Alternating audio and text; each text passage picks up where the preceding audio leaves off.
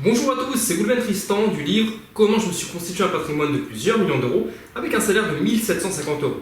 Aujourd'hui, je suis content de vous retrouver pour un nouvel interview, pour un nouveau témoignage, des gens qui passent à l'action, des gens qui sortent de leur zone de confort. Et aujourd'hui, je suis vraiment content et j'ai l'honneur de vous présenter Nathalie Cariou. Bonjour. Nathalie, je suis content que tu me reçoives ici même à Paris dans tes bureaux. Je suis ravie également de te recevoir. Pour parler de ta réussite, ton état d'esprit, de ta philosophie de vie, pour que tu puisses expliquer et véhiculer aux internautes ta réussite. Comment tu en es venu aujourd'hui à faire tout ce que tu fais, à réussir tout ce que tu as entrepris. Alors parle-nous avant de commencer, donc présente-toi en 2-3 mots. Qui est Nathalie Cariou? Que fais-tu dans la vie? D'où viens-tu Ok. Alors, je suis effectivement Nathalie Cariou. Aujourd'hui, si vous voulez me retrouver, vous me retrouvez sur un blog qui s'appelle clésdelareussite.fr, parce que ma société s'appelle les Clés de la Réussite. Donc en fait, je fais quoi? J'aide les gens à réussir. C'est bon. C'est pas mal. C'est bien. Alors, réussir comment? Réussir professionnellement, réussir financièrement. En réalité, j'ai découvert, et tu vas probablement me demander comment, pourquoi, etc., Oui, sur le tard que l'argent était une limite et qu'était une limite, j'allais dire une fausse limite.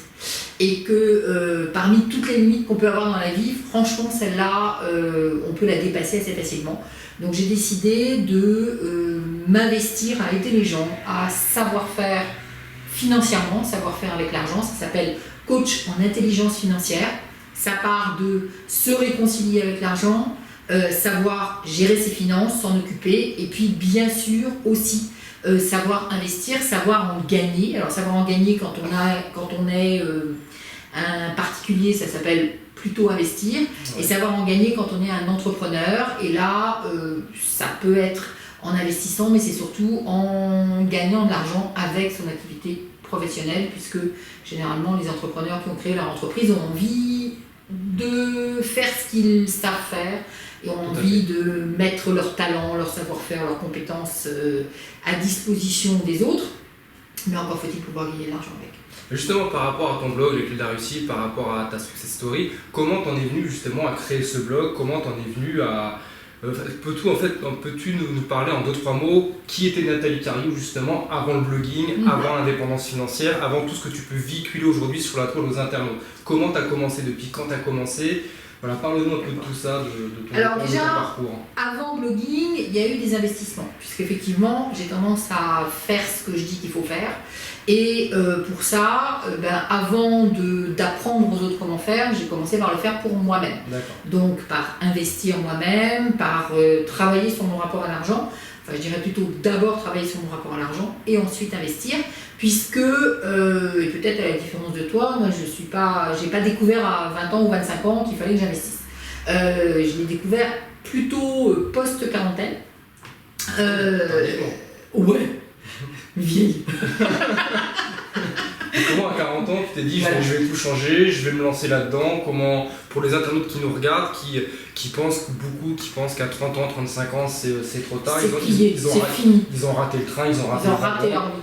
Comment toi à 40 ans tu as eu Non, moi j'ai décidé effectivement à 40 ans. Pourquoi? Parce que jusque-là, j'ai un parcours de vie ou un parcours professionnel où je n'ai jamais été salarié. Donc, j'ai été salarié 5 ans, histoire de me rassurer et de me dire, en fait, ce que tu as envie de faire dans la vie, c'est créer ta boîte. Donc, j'ai assez vite lâché le salariat, et même dans l'entreprise dans laquelle j'étais, c'était une toute petite entreprise. Quand je suis arrivée, ils étaient 3, bon, quand je suis partie, ils étaient 15. Je devais y être pour quelque chose quand même, donc j'avais déjà pas tout à fait une mentalité de salarié. Et puis, après 5 ans, je suis allée créer ma propre entreprise. Donc, j'ai créé... pendant 5 ans pour voir que c'était pas ça que tu voulais. Oui, pour voir que c'était pas ça que je voulais, pour aussi prendre confiance, parce que je pense que je savais que c'était pas mon truc.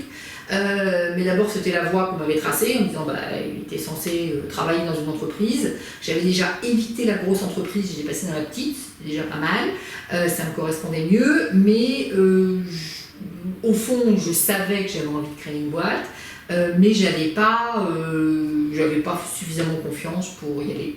Donc, il a fallu que j'ai cette première expérience. Et puis que je rencontre quelqu'un avec qui je me suis associée à l'époque. Donc ça, c'était première chose, première période de ma vie. Donc j'ai été indépendante assez vite. Donc j'ai créé une entreprise, une autre. Après, j'ai lâché mes entreprises, je suis devenue psychothérapeute, donc des professions libérales. Donc ça fait 30 ans que je travaille à mon compte. D'accord. Et dans ces 30 ans, j'ai dû, disons, grosso modo, créer 3 activités en partant de zéro. Donc ce qui fait que j'ai eu des finances qui ressemblaient à ça. Donc effectivement, montagne russe parfaite. Pourquoi? Parce que mon truc dans la vie, c'était de faire des choses que j'aimais faire, c'était de m'amuser, des trucs qui avaient du sens. C'était certainement pas de m'occuper des finances. Si à l'époque tu m'avais dit ah ben oui mais quand même l'argent machin, je t'aurais dit non en fait moi je suis pas matérialiste. Moi d'ailleurs je suis probablement toujours pas d'ailleurs, mais après c'est pas grave. Donc moi je suis pas matérialiste, l'argent ça m'intéresse pas, je fais des trucs beaucoup plus intéressants, puis d'ailleurs l'argent je sais pas faire. Ça au moins c'était bouclé, c'était sûr. Alors il se trouve que les hauts et les bas ça fatigue, ça permet pas d'envisager les 10 ans, 20 ans, retraite et compagnie en étant très tranquille. Et puis j'allais dire la vie s'en est mêlée un peu. Parce qu'en réalité, les hauts et les bas, ça ne m'avait pas empêché de continuer de vivre. Avec l'idée que quand je n'avais pas d'argent, ça allait bien, je faisais avec. Et quand j'en avais, ça allait bien aussi, je savais le dépenser. Donc tout allait bien. Et je m'accommodais assez vite, même de ne pas en avoir. Alors ça a été un grand plus dans ma vie, c'est d'avoir eu cette capacité d'adaptation, y compris dans des moments où je n'avais pas d'argent.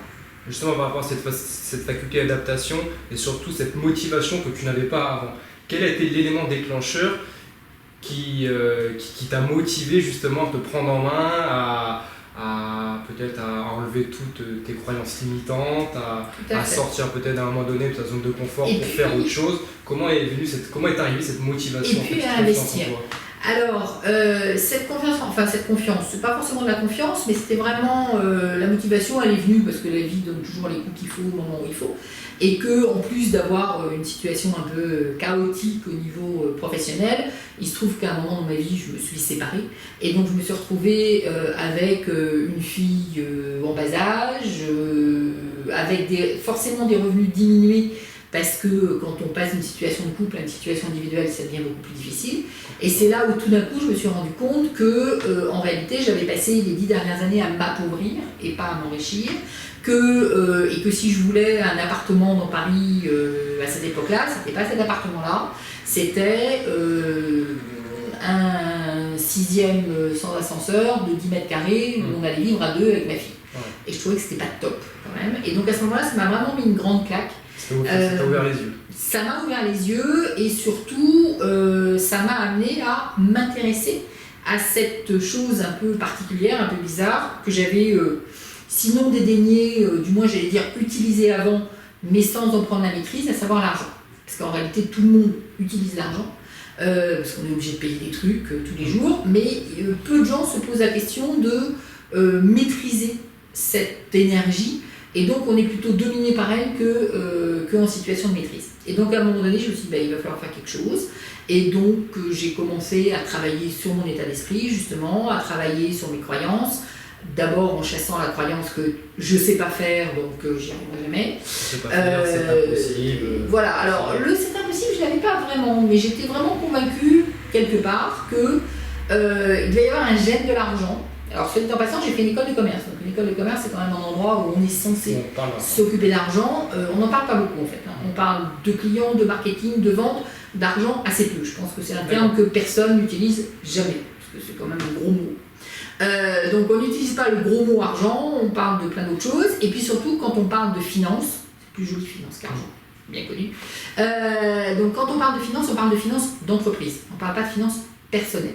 J'ai un jour quelqu'un qui m'a dit mais je comprends pas, vous dites que il y a quelques années vous aviez gagné à peine 1 000 €, ce qui était vrai. Quand j'ai investi la première fois, je crois que mon revenu annuel était de moins de 4 000 € annuel. Ah oui, moins de 4 000 € par an? Oui. D'accord, donc 350 € par mois. Voilà, annuel. Donc quand même intéressant. Et donc effectivement, il y a des personnes qui me disent mais comment c'est possible? Vous avez fait une école de commerce, qui plus est Sudoku Paris, donc qui n'est pas forcément la dernière des écoles. Donc vous avez fait une école de commerce, vous avez forcément appris des méthodes voilà, sur les finances. Et puis, tout le monde sait que quand on sort d'une école de commerce, qui plus est quand elle est bonne, on est embauché par des grandes boîtes, etc. On a une bonne situation, on gagne bien sa vie, etc. Non, on n'est pas censé gagner le RSA. Et effectivement, j'ai répondu à cette personne, ce que je pourrais tout à fait répondre aujourd'hui, c'est que effectivement, on apprend les finances d'entreprise, mais personne ne nous dit qu'il y a aussi un truc qui s'appelle les finances perso. Personne n'en parle. On nous apprend des stratégies compliquées, mais pas forcément à se réconcilier avec l'argent. C'est pas parce qu'on sait faire au niveau d'une entreprise qu'on aime l'argent ou qu'on sait le manipuler et qu'on sait faire pour soi.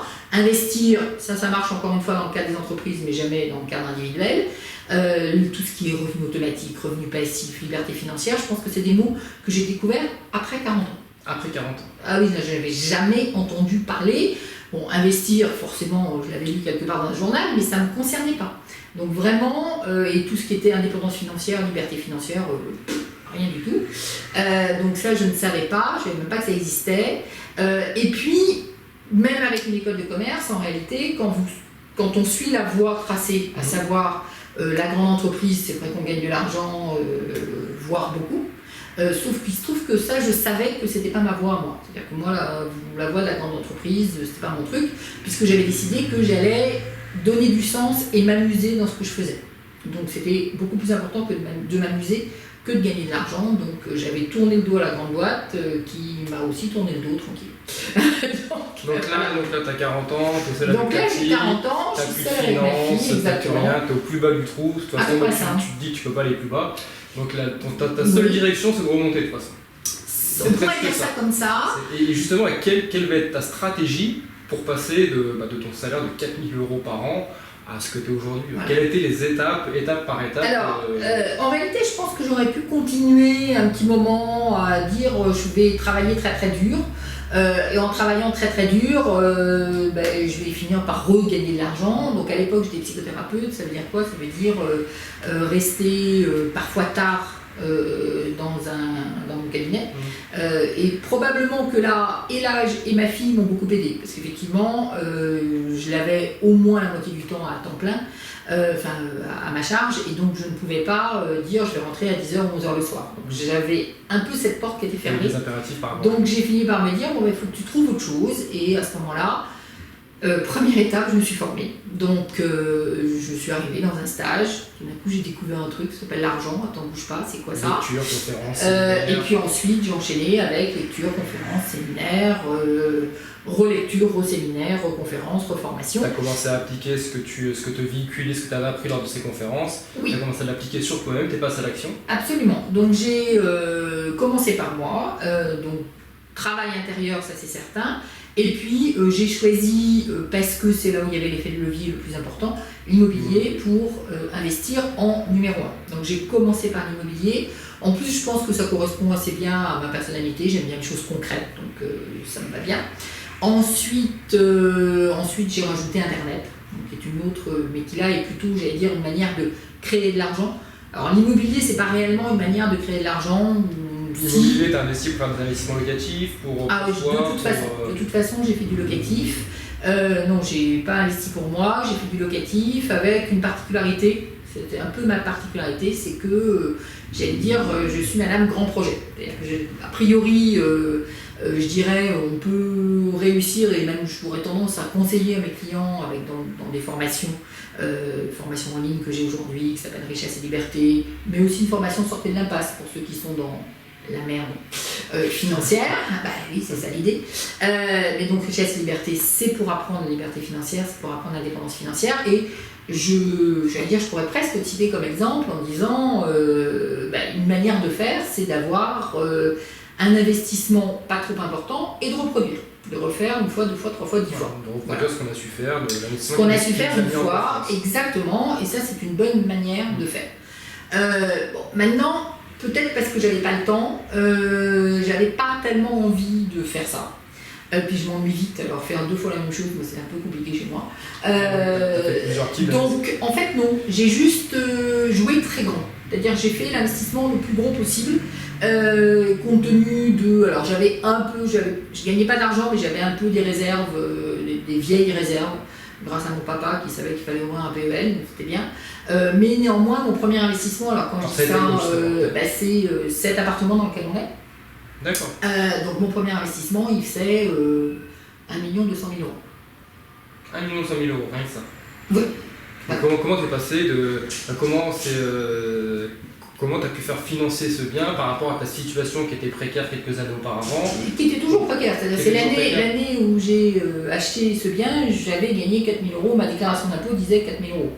Alors comment tu fais avec une déclaration d'impôt comme ça pour emprunter? En fait, j'aurais du mal à te dire. Ouais. Alors bon, j'ai quand même utilisé quelques techniques, donc j'avais effectivement un bout d'apport, donc on ne peut pas dire que j'étais à zéro, mais enfin d'un autre côté j'ai quand même emprunté plus de 800 000 euros, donc certes il y avait un bout de quelque chose qui traînait. Je me suis associée. Donc ça, l'association est effectivement vraiment une méthode importante quand on veut démarrer, et ça a beaucoup joué. Et puis après, alors j'ai créé une SCI, mais est-ce que c'est la SCI qui a été décisionnaire ou pas? J'en suis pas sûre, même si depuis je suis devenue assez expert des SCI. En tout cas, ce qu'il faut retenir, il faut trouver le moyen pour ça. Tu as trouvé la solution. Exactement. Tu ne t'es pas laissé abattre par les excuses. Absolument. Ta volonté a été plus forte que les excuses. Et peu importe la situation, c'est l'association qui t'a peut-être permis de soulever autant d'argent, c'est une solution que tu as trouvée. Est-ce que tu t'es creusé la tête? Alors, il y a d'une part se creuser la tête pour trouver la réponse, et puis d'autre part, l'idée quand même d'être convaincu que le banquier va dire oui. Oui. En l'occurrence, alors quand je dis convaincu que le banquier va dire oui, il faut quand même imaginer quand on refait le film que donc je suis allée visiter des appartements qui faisaient tous plus d'1 million d'euros, alors qu'effectivement, a priori, j'avais pas un sou sur mon compte et encore moins. J'avais quelques sous en réserve, mais encore une fois, une déclaration de revenus qui était juste calamiteuse. Mais ton voilà, esprit, tu l'as mis ça m'a pas dérangé, effectivement. Tu l'as mis focus sur des appartements à 1 million d'euros. Voilà. Tu t'es dit j'emprunterai 1 million d'euros, c'est possible. Exactement. Alors après c'était assez amusant parce que je dis quand on se remet dans le contexte, bon le vendeur en face il n'est pas au courant de votre situation, donc le vendeur en face il s'en fout complet. Oui, bien sûr. Vous ne pas dit ce que vous gagnez ou pas, donc lui il s'en fiche et il suffit de, a priori. En plus, c'est ça qui est assez drôle, c'est si vous voulez acheter un appartement de 1, 2, 3, 4, 10 millions d'euros, il suffit juste d'aller le visiter. Le simple fait d'être dans l'appartement vous donne la légitimité pour l'acheter. Et personne va chercher qu'est-ce qui se passe au niveau du compte bancaire. Alors là où c'était un petit peu plus intéressant, c'était au niveau de l'agence. C'est-à-dire que l'agence, elle était quand même, parce qu'elle avait un peu plus d'informations, elle était, oui, très stressée, on va dire, même, pas plus que sceptique, en me disant « Mais vous croyez que ça va passer ?» Je répondais « Oui ». Ok, d'accord. Donc j'ai pris une courtière aussi. Bon, effectivement, j'ai pris un courtier, c'était important. Mais enfin bon, c'était important parce que c'était plus facile et puis que pour le coup, je conseille toujours quand vous êtes un mouton à 5 pattes, je conseille toujours d'avoir un courtier dans la manche. C'est plus compliqué quand vous êtes un mouton à 2 pattes, ça va, ou à 4 pattes, les moutons c'est 4 pattes. Le courtier saura aller vous chercher directement. Voilà, donc il va aider. Et puis ensuite, effectivement, être convaincu. Alors il n'y a pas 25 banques qui m'ont dit oui. Il y en a une, peut-être il y en aura une deuxième. Peut-être tout compte fait, j'aurais peut-être pu avoir deux crédits tout compte fait. Mais il suffit d'une. Voilà. Toi, tu as été chercher un oui, tu n'as pas été chercher un financement, tu as été chercher le oui de la banque. Quelque chose comme ça, oui, tout à fait. Voilà. Donc il fallait que ça passe. Bon, après, ça ne serait pas passé. J'aurais fait autre chose. C'est-à-dire, il y a ça aussi. C'est-à-dire que si ce bien-là n'était pas passé, j'aurais probablement été choisir un autre type d'investissement. Voilà. Donc ça a été le premier. Après, j'ai complété avec une méthode que j'aime bien, qui est celle de ne pas être propriétaire, mais être simplement locataire et relouer derrière. Sur à peu près la même surface, le même type d'appartement, voilà. Donc j'allais dire déjà j'avais un crédit un peu élevé, mais là j'ai doublé le crédit avec un loyer, c'est un peu la même chose en fait. Et puis là sur les investissements, après j'ai refait un investissement pareil là sur du saisonnier, où c'est à peu près la même chose. C'est-à-dire qu'effectivement à chaque fois où je dois avoir 300 mètres carrés de location, donc ça veut dire que assez vite j'arrive sur un chiffre d'affaires qui est de 80 ou 100 000 euros. Voilà. assez vite. J'aime mieux les trucs où quand on compte, on compte. Et puis le prochain investissement, alors je ne sais pas si là il va arriver ou pas parce que c'est un petit peu compliqué de le trouver. T'es pas rassasié, là tu continues d'investir. Alors je continue d'investir, oui, tout à fait. Donc là j'ai 3 assez jolis projets, mais qui sont effectivement 3 projets différents. J'ai 3 assez jolis projets sous le coude. De grosse envergure, je suppose. De grosse envergure. Alors, il y en a un qui va être de très grosse envergure, puisque c'est un projet sur Paris où je vais là aussi être en location, mais grosso modo, on va être à probablement plus, et quand je dis plus, ça peut être beaucoup plus de 30 000 € de loyer par mois. Donc ça fait une certaine somme, mais bon, il faut vivre dangereusement. Oui, il faut oser. À partir du moment où tu tombes toutes les croyances limitantes, voilà. Bah, tu avances beaucoup plus vite, tu oses faire des choses que d'autres n'oseraient pas faire. Exactement. Et tu sors de ta zone de confort beaucoup plus facilement parce que tu es focus sur ton projet et tu essayes et tu verras. Et que c'est pas non plus, alors quand effectivement je dis je vais effectivement avoir un loyer de 30 000 € par mois à payer pour pouvoir avoir le lieu que je veux, pour pouvoir l'exploiter, c'est aussi parce que j'ai calculé. Donc, je ne fais pas non plus que du miracle. C'est-à-dire que j'ai effectivement calculé, j'ai compté, j'ai vérifié qu'à l'arrivée, j'aurai une certaine rentabilité ou une rentabilité certaine. Pour que les gens ne se disent pas comme ça, qu'il faut y aller sans avoir fait aucun calcul. Non, mais c'est super cet échange. Moi, ce que je retiens, c'est une femme qui gagnait 4 000 € par an et qui est passée de 4 000 € par an à indépendante financièrement en quelques années. Bah oui. Voilà. Je trouve ça super joli, c'est un super beau parcours. Merci beaucoup. Qui peut être très enrichissant pour les internautes qui regardent cette interview, pour ceux qui veulent bien croire que l'impossible est réalisable, en tout cas ceux qui veulent bien l'entendre. Voilà, Nathalie Carius en est l'exemple. Avant de finir cette interview, si tu avais un petit message à véhiculer aux internautes, pour ceux qui te regardent, qui nous regardent, qui ne savent pas comment faire, comment s'y prendre pour se lancer dans l'entrepreneuriat, qui ont peut-être peur ou peut-être qui sont tout simplement dans la même situation que toi, qui ont connu une déchéance, qui sont peut-être au fond du trou. Voilà, un petit message pour les conseiller par rapport à ton expérience. Alors, je pourrais dire, peut-être il y en a plusieurs, enfin en tout cas il y en a un qui est que c'est pas parce qu'on a peur qu'il ne faut pas agir. Moi je pense que c'est le message qui pour moi me tient le plus à cœur. Je vois souvent des personnes qui me disent, alors soit je ne sais pas faire, soit j'ai peur, je ne sais pas faire étant lié à j'ai peur d'ailleurs. Donc ils me disent j'ai peur donc j'y vais pas. Et moi je leur dis que c'est parce qu'on a peur qu'on n'a pas le droit d'y aller. Et même qu'on n'aurait pas entre guillemets l'obligation d'y aller. La peur c'est une partie de vous, c'est un petit bout de vous. Vous pouvez soit l'écouter, soit ne pas l'écouter. Et c'est vous qui avez le choix de l'écouter ou de ne pas l'écouter. Et à chaque fois que je fais une opération, bien évidemment, j'ai peur. Il n'y a pas l'idée, certaines personnes doivent probablement avoir l'idée que, aussi bien toi, moi, que toute personne qui a réussi, maintenant on n'a plus peur. Hein, oui, c'est tout magique. Et donc on n'a plus peur. Si on a encore peur, enfin, en tout cas moi quand je monte la barre, j'ai peur. Mais c'est comme ça. Il y a une situation qui résume très bien ce que tu es en train de dire, c'est si tes rêves ne te font pas peur, c'est qu'ils ne sont pas assez grands, tout simplement. Beau mot de la fin. Voilà. En tout cas, voilà, j'ai été content, moi, en tout cas, de vous présenter Nathalie Carius, de vous présenter son état d'esprit, sa philosophie de vie. Si vous voulez la retrouver, ton blog. Donc, clédelaréussite.fr. CLEFS de la réussite.fr. Et si vous voulez retrouver le programme Richesse et Liberté, richesseetliberté.com. Voilà. Moi j'étais enchanté de te rencontrer, enchanté surtout de connaître ton état d'esprit, ta philosophie de vie. À mon tour, je vais t'offrir mon livre, Comment je me suis constitué un patrimoine de plusieurs millions d'euros avec un salaire de 1 750 € aux éditions Maxima. Voilà, c'est cadeau. Tu y retrouveras aussi mon parcours dans l'entrepreneuriat, mon état d'esprit, ma philosophie de vie. Et c'est cadeau. Ça me fait plaisir de te l'offrir. Et ça me fait extrêmement plaisir parce que j'ai très envie de le lire. Voilà. Merci Goulven. Merci à vous. Si ces interviews vous a plu, ce témoignage vous a plu, n'hésitez pas à le partager, à le liker, à le véhiculer autour de vous pour en inspirer d'autres ou au moins pour donner à réfléchir à d'autres. Et moi, je vous dis à très vite pour de nouveaux interviews. Bye bye. Au revoir.